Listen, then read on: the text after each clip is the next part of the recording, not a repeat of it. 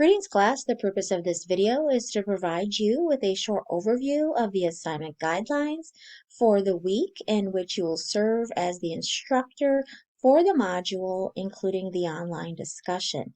You can sign up in the discussion thread week 1. There are 8 students enrolled in the course. You will work in pairs and there are 4 topics. For the week in which you will be moderating the discussion, you will be assigned the responsibility for delivering the assigned material. You can choose how you want to deliver the material. You may choose to develop a PowerPoint, a Prezi presentation, or do some sort of role play. I would encourage you to include a narrative in your presentation.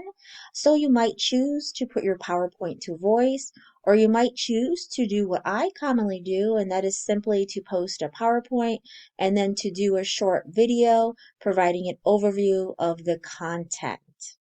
I would encourage you to reflect on strategies that you learned in Nursing 609 and Nursing 615, those strategies to create an active learning environment, and those strategies to promote online presence. In addition to delivering the assigned material, you will be responsible for developing a minimum of 2 objectives relative to the content. You will also be responsible for developing a minimum of 1 discussion question. Please do send the discussion question to me prior to the start of the module. You will also be responsible for sharing supplemental resources relative to the content.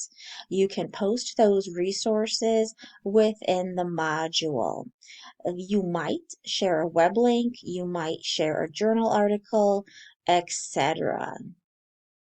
During discussion, you will be responsible for reading the posts of each peer and answering discussion questions.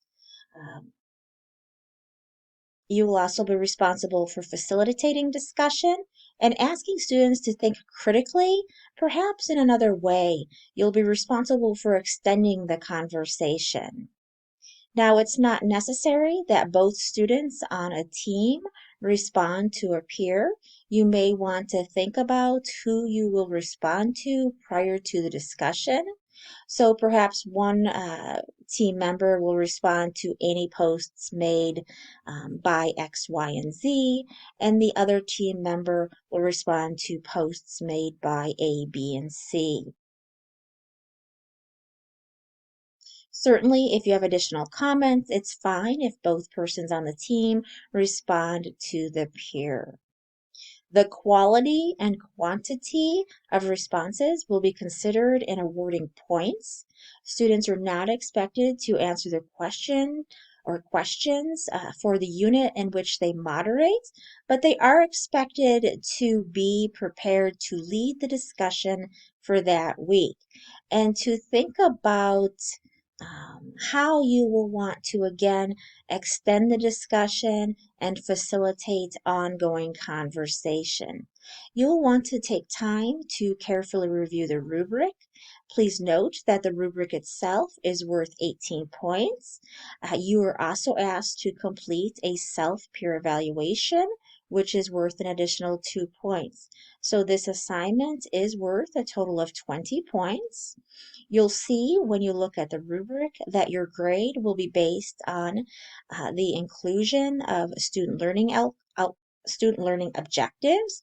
Were those student learning objectives clearly stated in behavioral terms, delineating outcomes, etc.?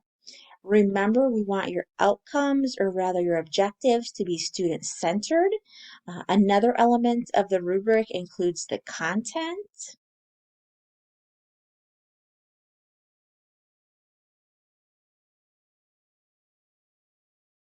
And the presentation. So when you're developing your presentation, I want you to take into considerations the needs of adult learners. So were these considered within the development and implementation of your presentation? Was the material delivered clear, accurately, and creatively? And did you incorporate several methods to disseminate essential content? So perhaps you did in fact develop a PowerPoint as well as provide a narrative overview of the material. I will be looking at the resources that you shared within the group and deciding whether or not those were relevant and credible. Remember not to include the chapter as one of your resources. That would be a supplemental resource. Your resources will be looked at in terms of accuracy and whether or not they are up to date and they stimulate further discussion. Your discussion question will be evaluated on whether or not it is relevant and clear and it stimulates thinking. Remember, we want to refrain from asking questions that require a simple yes or no. So you'll want to construct a discussion question that will lend itself to a substantive response. Another element of the rubric includes your role as moderator. So, when responding to your peers, did you make connections to prior knowledge, experience in reading? Did you actively participate in the discussion throughout the week? And did you use probing questions to stimulate participation?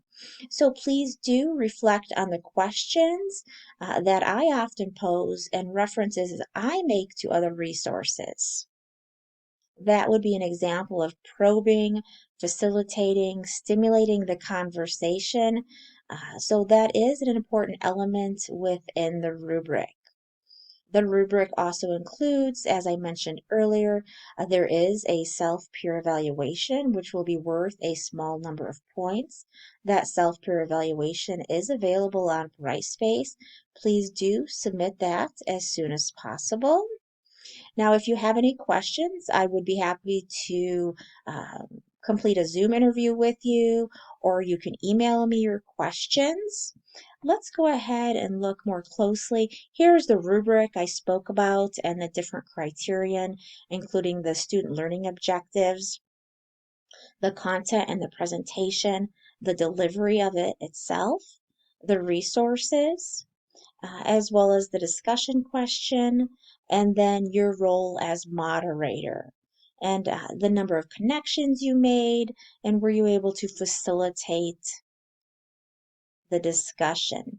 So again, there are 18 points across this rubric, and then 2 points are awarded across the self-peer evaluation rubric that you should also submit into Brightspace.